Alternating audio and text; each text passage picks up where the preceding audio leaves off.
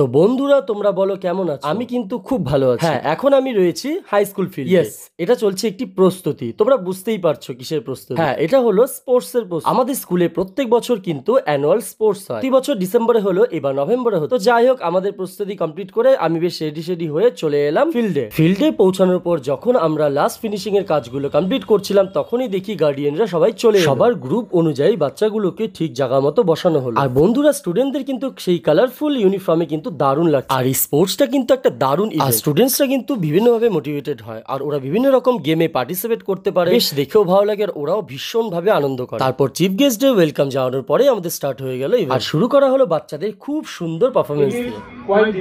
Principal স্যারের speech complete হওয়ার পর তারপর আমাদের স্টুডেন্টরা কিন্তু দারুণ একটা পিরামিডের পারফরমেন্স দিয়েছে, খুব সুন্দর। আর সাথে সবাই ক্ল্যাপিং করে বাচ্চাদের কিন্তু আরো উৎসাহিত করে তুলেছিল। স্টুডেন্টসদের বিভিন্ন রকম আউটস্ট্যান্ডিং পারফরমেন্স দেখে সকলের মন মুগ্ধ হয়ে গিয়েছিল।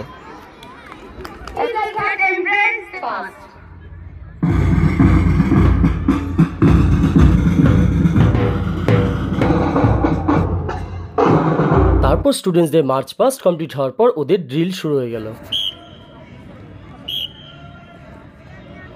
তারপর একটু ব্রেক নেওয়া হলো, টিফিন ব্রেক। বাচ্চাদের সকলকে টিফিন দেওয়া হলো, আর টিফিনও কিন্তু ছিল দারুণ মজাদার। টিফিন কমপ্লিট হওয়ার পর আমাদের ফাইনালি স্পোর্টস শুরু হয়ে গেল।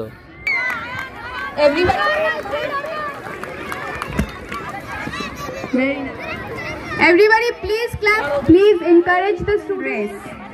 Spoon marble race. প্রতি বছরের ন্যায় এবারও কিন্তু সেই গেমগুলো কিছু ছিল, কিন্তু তার সাথে কয়েকটা গেম কিন্তু চেঞ্জও করা হয়েছে, আর সেই গেমগুলো কিন্তু অসাধারণ ছিল। Very nice.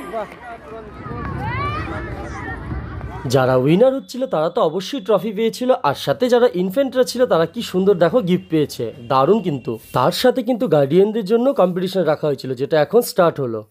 Very nice. Very good. সমস্ত প্রাইজ ডিস্ট্রিবিউট করার পরে কিন্তু আমাদের ফাইনালি স্পোর্টস শেষ হলো।